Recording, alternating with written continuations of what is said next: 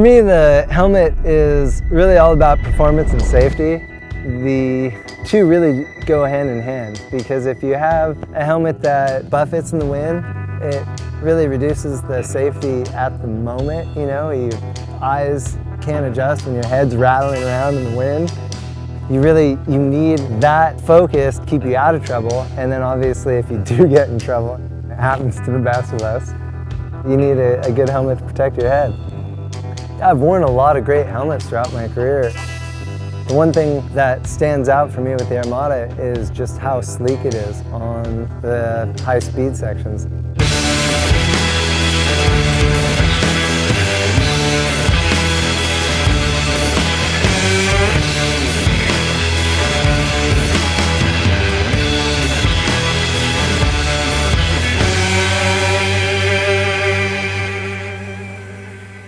I think when you pick it up, you notice it's kind of diminutive size, and it feels that way in your head. It feels really good around the racetrack because you're not pushing a lot of air. It's very slippery feeling, and it goes very straight, so it allows the rider to focus